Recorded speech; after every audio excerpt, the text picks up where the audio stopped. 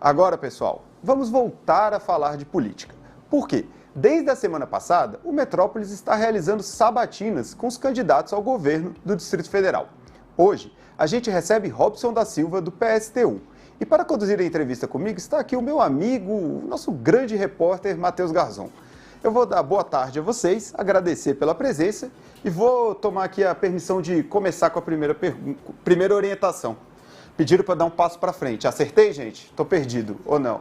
Mais um pouco, passo para frente. Olha só, candidato, o senhor tem 30 minutos no total para responder as perguntas e divulgar suas propostas. E tem 1 minuto e meio para se apresentar ao nosso público. Quando der 1 minuto e meio, a gente começa as perguntas. Está tudo certo? Maravilha. Bom, seu tempo começa a contar agora. Pode se apresentar, candidato.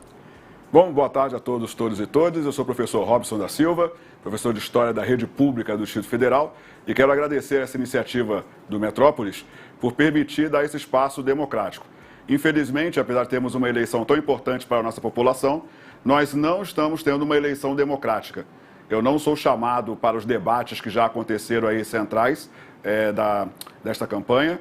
E, infelizmente, se não tiver oportunidades como esta aqui, a gente não consegue aparecer e mostrar para vocês que tem outras alternativas, outras oportunidades de escolha para o eleitor nesta eleição. Certo, candidato. Então, eu queria começar perguntando para o senhor, caso seja eleito, qual que seria a primeira medida que o senhor tomaria? Nós temos que deixar bem claro para a classe trabalhadora e para a população empobrecida, explorada e oprimida do Distrito Federal, que não há solução nenhuma para nenhum dos nossos problemas se nós não mudarmos o arcabouço institucional aqui do Distrito Federal. Nós temos que fazer uma mudança total, porque a atual institucionalidade não permite solucionar os problemas da população. Por isso, nós do PSTU do Distrito Federal defendemos a formação de conselhos populares. O que é isso? Seriam organizações novas, feitas em todos os âmbitos do Distrito Federal, desde a localidade, desde a região administrativa, tem o Conselho Distrital mesmo, popular, tem o Conselho Distrital em cada empresa do Distrito Federal, com o objetivo de permitir que representantes eleitos em assembleias da classe trabalhadora, da população e da juventude possam exercer diretamente o poder.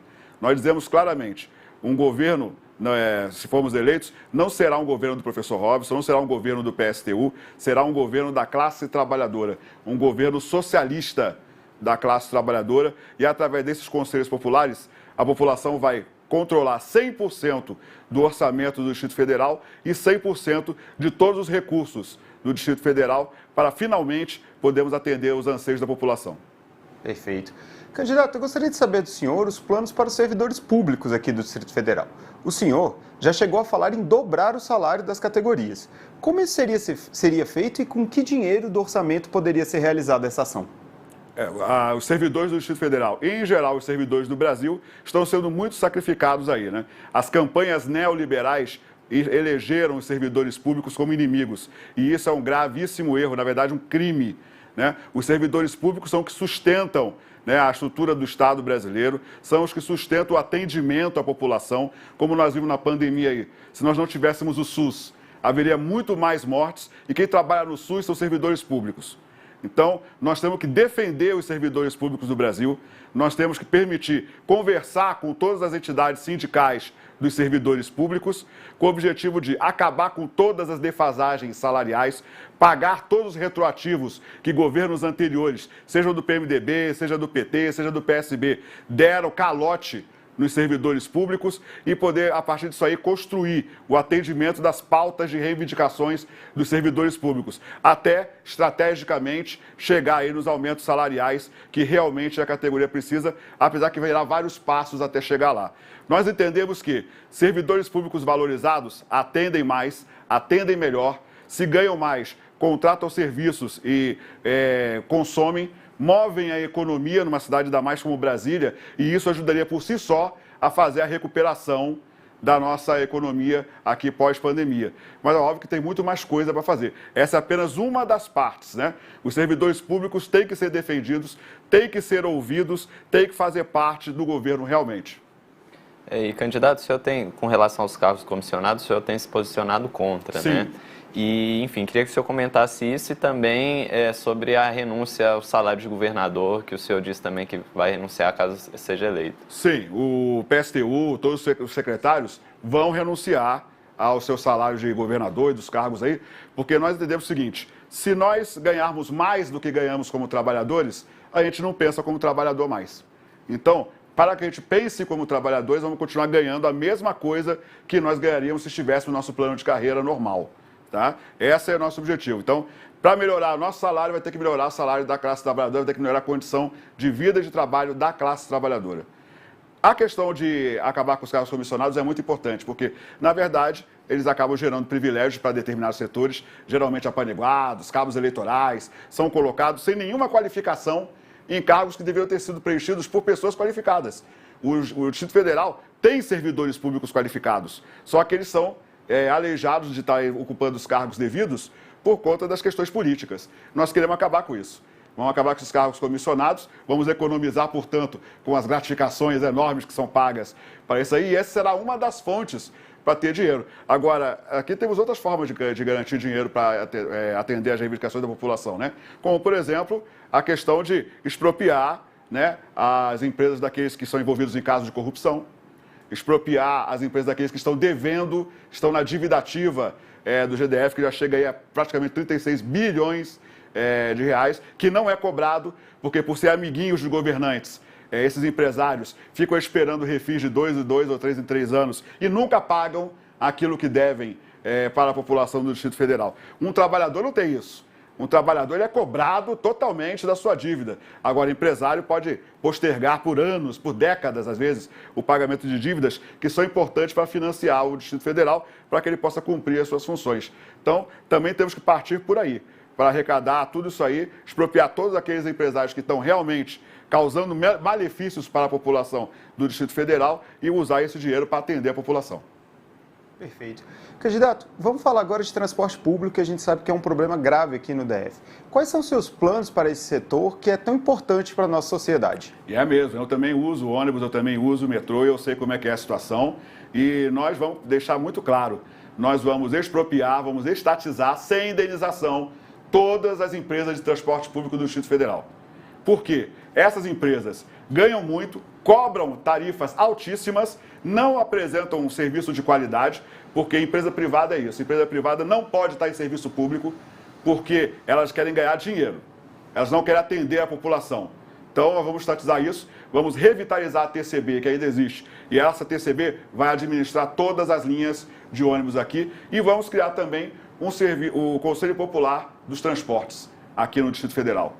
Com o objetivo de que os trabalhadores rodoviários, a população usuária do sistema de transporte público vão eleger seus representantes e nesse conselho vão determinar absolutamente tudo, junto conosco, para definir onde vai ter terminal rodoviário, quais as linhas que são realmente necessárias, como acabar com algumas bobagens que a gente viu aí, né? Que falaram que era uma racionalização da rede de transporte público, mas, por exemplo, uma pessoa tem que pegar hoje, se ela vem de Planaltina, um ônibus do local de onde ela mora até a rodoviária de Planaltina, da rodoviária de Planaltina até a rodoviária do Plano Piloto, e da rodoviária do Plano Piloto um terceiro ônibus para ainda chegar no lugar onde ela trabalha, quando na verdade ela pode sair de Planaltina e ir direto para onde ela trabalha.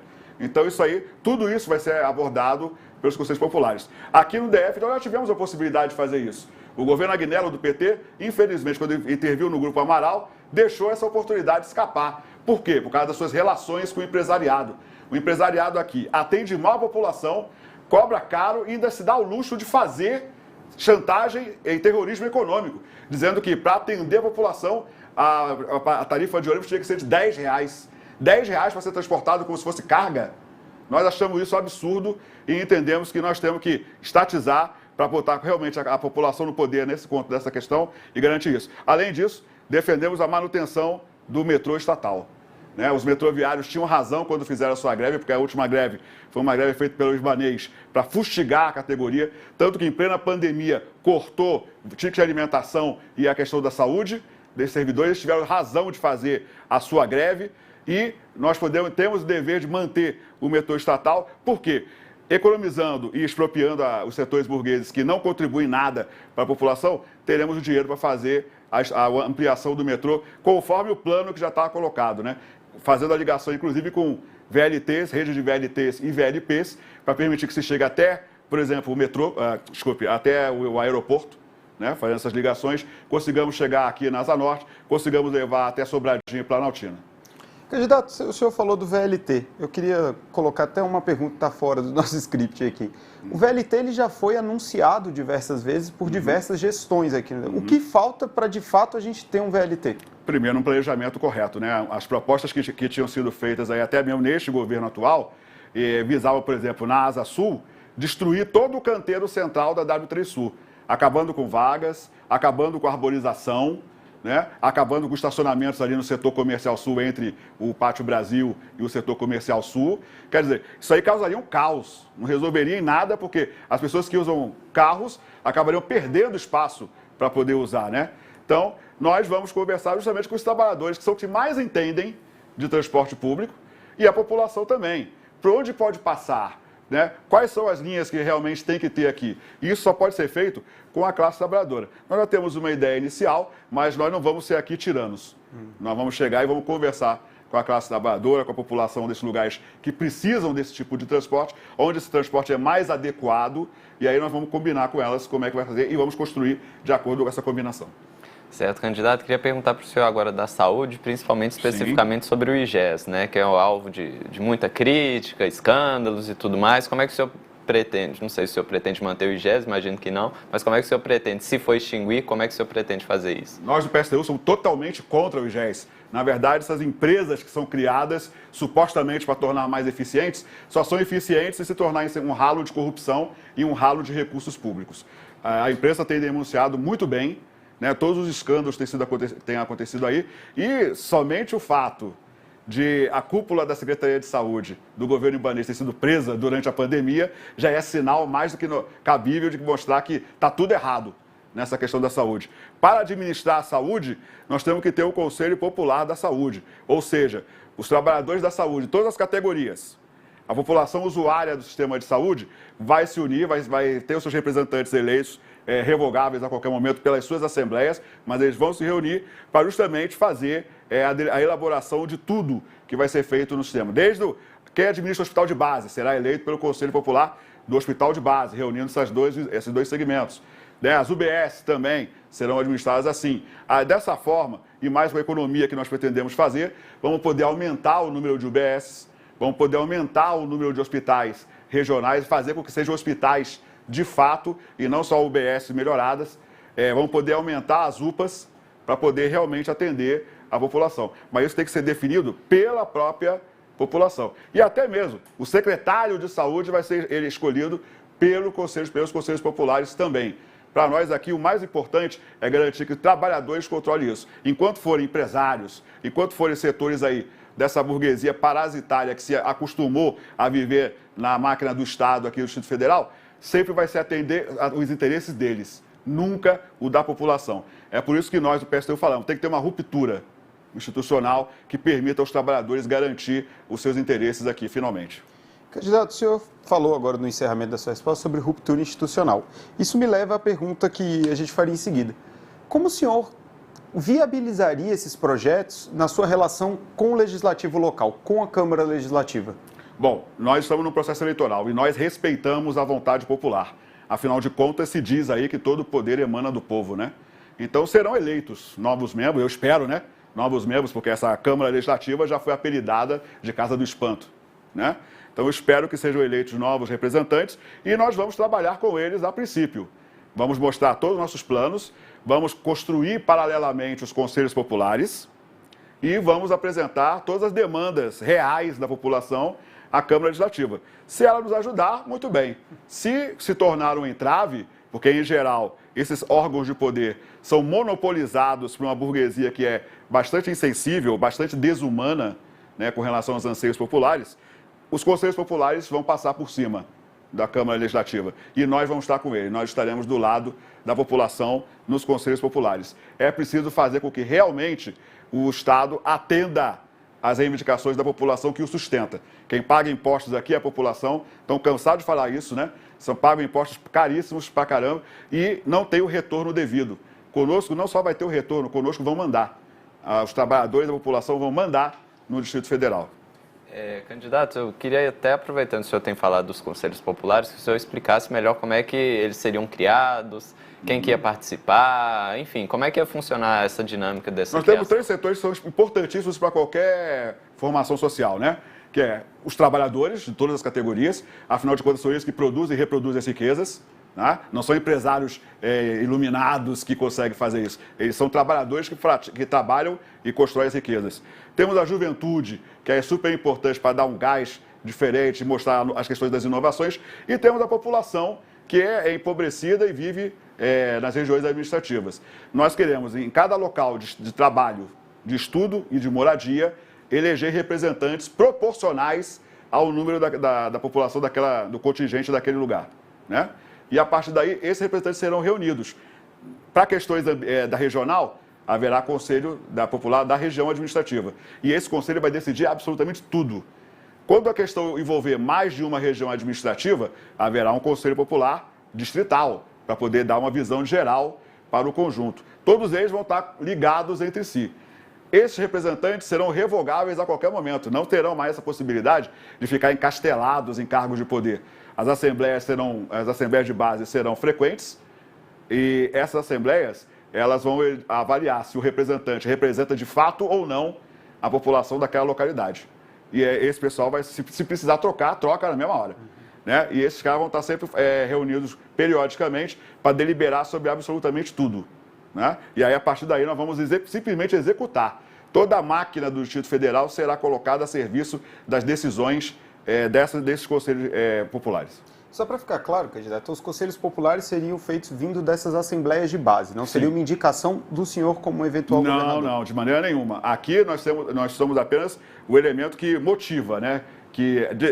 A energia de ativação desse processo, né? Então, nós vamos aqui iniciar o processo, vamos usar os servidores para poder organizar essas assembleias de base a princípio, porque depois a própria população, vendo como é que isso é melhor, vai se encarregar de garantir esse funcionamento. E nós vamos executar, né? Afinal de contas, o poder executivo não é um imperadorzinho, né? O poder executivo é para executar aquilo que a população decide. Então, para nós, essa é a nossa lógica. Minha dúvida só, candidato, ainda em cima disso, é se não pode tornar o processo um pouco demorado, até a Assembleia decidir, os conselhos, até chegar ao senhor, isso não pode demorar um pouco ou não? Em geral, não. A população sabe muito bem o que quer. Muitas vezes vocês veem, quando vocês fazem uma reportagem sobre algum problema da cidade, a população já sabe qual é a solução. O problema são os governos atuais que vão tentar fazer alguma coisa de acordo com os interesses de quem está no poder, quando, na verdade, deveriam fazer de acordo com os interesses da população. Então, eles não fazem isso. Então, para nós, vai ser bem mais rápido. Vai ser mais rápido do que são processos que você tem aí na Câmara Legislativa. Perfeito. Candidato, um dos temas que a gente mais tem falado nessa campanha são os CRAS, né? Os Centros de Referência de Assistência Social. São filas longas, muito longas para quem tem pressa em receber auxílios oficiais e que acabou gerando até a morte de uma mulher numa dessas filas. Como o senhor enxerga esse problema e como resolver essa longa espera que tem nas filas do CRAS? Esse é o problema de a classe trabalhadora que mais necessita do serviço de assistência social não está no controle dele. E também é uma demonstração de que o governo do Distrito Federal, controlado pelos trabalhadores, sendo um governo socialista dos trabalhadores, tem que também fazer gestões políticas. Quando a gente fala que essa institucionalidade impede o atendimento da população, as filas do CRAS são uma demonstração disso. O teto de gastos públicos, que só é de teto de gastos públicos, não é teto para apoiar empresário, né? Impede que você tenha recursos. E ainda tem corte de recursos do SUS, da educação. Agora estamos vendo aí os cortes da farmácia popular, que atende a população. Estamos vendo aí os cortes de recursos para poder gerar verba para o orçamento secreto. Então, o governo também não vai poder só ser tocador de obra. Tem que fazer gestões políticas. Então, vamos apoiar todos os movimentos, ainda mais aquela que nós apoiamos, nossa candidata à presidência, Vera Lúcia, e com a vice Raquel Tremembé. Vamos apoiar todas as gestões políticas para poder acabar com o teto de gastos, porque aí você libera recursos para poder atender a população. Essa população, por exemplo, poderia estar sendo atendida em casa. Não precisaria estar indo em filas para passar o sufoco que está passando.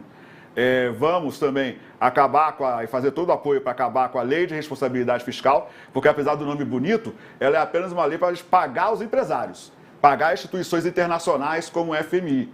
Então isso aí só serve para garantir isso. O dinheiro para a população não tem. Apesar que é a população que dá o dinheiro, mas o dinheiro para ajudar a população não tem. Então, vamos acabar com isso e vamos procurar fazer uma lei de responsabilidade social. Ou seja, primeiro se atende à população. E também vamos fazer legislações específicas para acabar com esse negócio. Toda vez que o governo precisa de dinheiro, corta de saúde e educação. Nós vamos fazer uma legislação ao contrário disso. Não pode mais, jamais, cortar dinheiro de saúde, educação, alimentação, combate à fome. Nada disso aí poderá ter dinheiro cortado. Se vai cortar, corta de defesa. Afinal de contas, que guerra o Brasil está enfrentando para poder ter uma máquina militar gigantesca? Né? Só o Bolsonaro que quer financiar os seus apoiadores que faz esse negócio. Então, nós que somos totalmente contra ele, nós vamos garantir o atendimento da população, né? Em primeiro lugar. Certo, candidato, o senhor falou de educação, o senhor tem o projeto de dobrar o número de escolas aqui no Distrito Federal para ter o atendimento em tempo integral, né? Como é que funcionaria isso e como é que, né, seria possível também? Eu que sou educador também, sei muito bem que um dos grandes problemas para ter uma educação de qualidade é a superlotação da sala de aula. Você só vai acabar com isso se você aumentar o número de escolas, certo? Para poder fazer isso, vamos usar os recursos já economizados aí que eu já falei e vamos ampliar esse número de escolas aí. Especialmente nos lugares que os conselhos populares decidirem que são para ter escolas. A segunda coisa é que nós somos totalmente contra o novo ensino médio, somos totalmente contra as medidas que têm sido tomadas aí de cerceamento da educação. Existe uma verdadeira perseguição também ao trabalho educacional por conta de grupos políticos que querem, na verdade, passar uma visão de mundo completamente abjeta, completamente desumana e que, por isso, precisam atacar os trabalhadores da educação, principalmente os professores fazendo assédios pedagógicos e tudo mais. Então, nós queremos que tenha educação integral, que não é entendida como estacionamento ou depósito de criança e de jovem. Nós defendemos aí que dentro da educação, a lei de gestão democrática tem que ser ampliada, tem que ser melhorada para permitir que realmente trabalhadores da educação, os estudantes, principalmente os estudantes, sejam ouvidos na hora de elaborar isso. E isso não é nenhuma viagem nossa. Em 2015, 2016, tivemos um processo aí de ocupação de escolas. Disseram que os estudantes iam destruir as escolas. E nada disso aconteceu. Muito pelo contrário, aconteceu um processo extremamente maravilhoso, que foi o quê? Os estudantes ocuparam as escolas e administraram as escolas e fizeram um modelo de educação como eles querem. Então, isso mostra que eles querem também um modelo educacional. Temos que dialogar com eles para poder montar um sistema que vai ser melhor. Se for integral, então, você tira aí uma série de pressões que tem que ser garantidas, porque a alimentação tem que ser garantida plenamente, e aí temos que entrar em contato com o sistema de alimentação de agricultura familiar, o pessoal das reformas agrárias, né, para poder garantir que haja produção de alimentos para poder gerar uma alimentação boa, saudável, muito melhor do que esse problema de merenda que estamos vendo aqui no Distrito Federal e em vários outros lugares do país. E aí garantir que o pessoal possa ficar lá fazendo as atividades que vão ser combinadas entre trabalhadores de educação e os próprios estudantes e, quando tem os menores de idade, né, com os seus pais, para a gente poder fazer essa interação. Então, essa é a melhor forma de fazer isso. Somos contra o novo ensino médio porque ele está preparando apenas a precarização. Ele defende um modelo de educação para jovens precarizados, onde você não tem mais uma responsabilidade estatal de gerar pleno emprego, de gerar industrialização. Sofremos um processo de desindustrialização gigantesco aqui. Tem várias empresas aí do Distrito Federal que poderiam estar sendo utilizadas para gerar empregos aqui e o governo do Distrito Federal fará esse fomento, sim, vamos estatizar essas empresas e vamos botar elas para funcionar. Vamos precisar de mão de obra qualificada e aí vamos precisar de uma educação que faça essa qualificação melhor do que está sendo proposta hoje. Candidato, o senhor falou sobre o novo ensino médio, mas existe um modelo que foi testado aqui no Distrito Federal, que são das escolas cívico-militares. Sim. Qual a sua opinião sobre esse modelo? O senhor acha que esse modelo tem alguma validade ou se encerraria ou continuaria com esse modelo de gestão? Encerraríamos completamente. É um total e completo fracasso, como já tem sido denunciado pela própria imprensa. A própria imprensa tem visto aí o que está acontecendo lá na estrutural, o sede 1 da estrutural que foi militarizado, e olha aí os problemas de violência causados pelos próprios policiais. Aqueles que diziam, aliás, que deveriam garantir a segurança da população e que acabam se metendo na educação, acabam constrangendo professores. Já tivemos vários relatos aí dos colegas, não só da estrutural, das outras escolas militarizadas também, que os militares ficam lá vigiando as aulas dos professores, fazendo acenos negativos quando não concordam com alguma coisa que está sendo veiculada pelos professores, sendo que os professores é que são os responsáveis, são as pessoas formadas para garantir aí o melhor acesso à educação. Não são eles. Ou seja, não estão fazendo isso. Já temos vários casos aí de racismo, de assédio sexual, feito por esses militares, por esses policiais aí, que deveriam estar garantindo a segurança. E agora, mais recentemente, vocês viram aí, né? Num colégio da Bahia, também conveniado com a PM, um jovem filho de um policial militar entra e assassina uma garota lá que era cadeirante, inclusive. Quer dizer, segurança nenhuma. Tudo que está sendo colocado aí é papo furado. Na verdade, o que se queria fazer era usar aqui, nas escolas, a fracassada política das UPPs do Rio de Janeiro, que era ocupar para dizer que vai fazer a segurança. Ele não garante nada de segurança. Na verdade, é controle. A população, o jovem, quando ele está estudando, ele está percebendo os problemas que realmente existem na sua sociedade, estava se revoltando com razão, estava querendo mudanças com razão, e governos de extrema-direita, como o de Bolsonaro, resolveram fazer uma política para solapar, para atacar a juventude. Né? Por isso que exige corte de cabelo, por isso que exige controle de adereço, na verdade, controle de corpos, né? E além do conhecimento. E é para isso que está lá. A militarização é só controle, não tem nenhuma qualidade de ensino melhor, não tem nenhuma melhoria, nem sequer na segurança. Então, vamos acabar com isso. Os educadores são as pessoas mais indicadas para poder montar os melhores planos de educação. E aqui no Instituto Federal, eu sou testemunha. Temos um dos melhores corpos de trabalhadores de educação do Brasil e só não é valorizado realmente, só não é ouvido.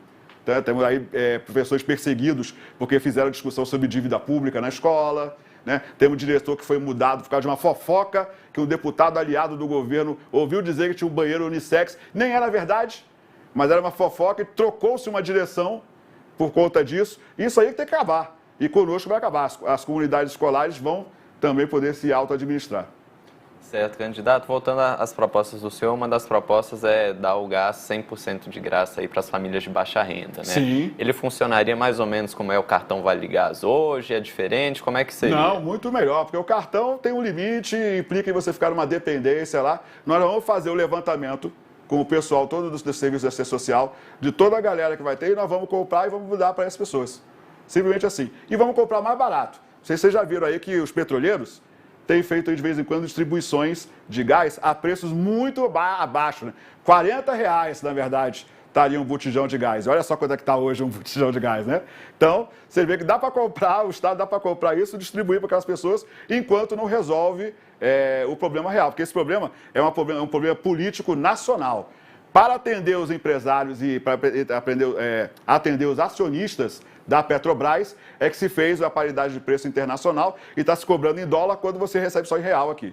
Então isso tem que acabar, por isso temos que fazer o apoio aos movimentos políticos nacionais que querem acabar com isso, defender a Petrobras, garantir a Petrobras 100% estatal, para que ela possa gerar recursos para atender o povo brasileiro. Essa é a nossa lógica. Hoje, empresas estatais são privatizadas e quando não são privatizadas, são usadas para atender acionistas particulares. Então, esse é o problema que está fazendo as pessoas pagarem combustível caro, está fazendo as pessoas pagarem o gás caro. Então, nós vamos acabar com tudo isso. Perfeito, candidato. O senhor falou que, caso ganhe a eleição, irá criar uma guarda civil desmilitarizada. Sim. Eu queria entender um pouco melhor como funcionaria essa nova força de segurança e também qual seria o papel da Polícia Militar em um eventual governo do senhor. Nenhum. O papel da Polícia Militar, nenhum. A Polícia Militar tem que acabar. Por quê? Porque a Polícia Militar, infelizmente, ela é herdeira dos DOPS, né, os Departamentos de Ordem Pública, de Ordem Política e Social da ditadura militar, por isso elas são formadas para reprimir a população, e também são herdeiros aí das forças de segurança que tinha na época do Brasil Império, que visava controlar os negros, né, os escravos. Essa visão racista, essa visão aí está perfeitamente mantida hoje, infelizmente, dentro das PM do Brasil todo. Então nós temos que extinguir isso. A situação é tão ruim que se criou uma famosa banda podre das polícias, polícia bandida, que na verdade comete crimes, forma aí as máfias milicianas, uma das bases sociais aí de apoio ao atual governo presidencial, e nós temos que acabar com isso. Então nós vamos pegar aí as bandas boas, né, das polícias todas, da Polícia Civil, da Polícia Penal, da Polícia Militar atual, vamos desmilitarizar, fazer uma guarda civil com direito à organização sindical, tranquila, com direito a ser trabalhador como qualquer um. Vamos pegar os policiais que se consideram trabalhadores de segurança pública e até receber apoio de movimentos como o movimento dos policiais antifascistas, que existe, né? Inclusive no Espírito Santo, o nosso candidato a governador é desse movimento, né, e está fazendo uma boa campanha com relação a isso, e vamos construir essa Guarda Civil que atuará em conjunto com a população. Haverá conselhos populares de segurança pública para que a população decida com esses profissionais da segurança como vai ser feita a política de segurança aqui. E a população sabe melhor do que ninguém quem tem que realmente ser combatido, como tem que ser feito realmente a política de segurança do Brasil. Hoje, da maneira que está aí, o que vocês veem é agressão, violência, assassinatos, né, que não resolvem nada, gera mais insegurança. Candidato, acho que dá tempo de fazer mais uma pergunta rapidinho, falar sobre a situação das pessoas em segurança alimentar. Hoje aqui no DF são cerca de 350 mil, como é que o senhor ia fazer para resolver essa situação? Primeira coisa, todo mundo já sabe que tem fome, dá o de comer. Nós temos que comprar os recursos e utilizar. Agora, nós pretendemos, obviamente, não só ficar comprando, né? Nós temos que trabalhar com o pessoal da agricultura familiar, com o pessoal dos movimentos de luta por reforma agrária. Hoje temos movimentos de luta que produzem alimentos pra caramba aí e que podem ser usados para isso. Se eles forem financiados, podem fazer muito melhor para isso. Nosso governo vai fazer exatamente isso. E o que eu vou fazer? Tem que ter política de armazenamento. O governo Bolsonaro cortou os estoques de alimentos reguladores, né? Estoques reguladores de alimentos, que era para controlar preço, porque beneficia o agro aí, né? A burguesia agrária. Nós temos que acabar com isso, né? Então temos que fazer a reforma agrária aqui no Distrito Federal, usando o estoque de terras da TerraCap e também fazer a reforma urbana. Infelizmente eu vou ter que interromper o senhor, acabou o tempo. Quero agradecer aqui ao candidato Robson da Silva, do PSTU. E na quinta-feira, pessoal, dia 19, perdão, acho que é dia 29, eu li errado aqui, vamos receber a candidata Leila do Vôlei. Então vou reforçar, já que eu falei errado aqui, na quinta-feira, dia 29, Leila do Vôlei, do PDT, vai estar aqui no nosso boletim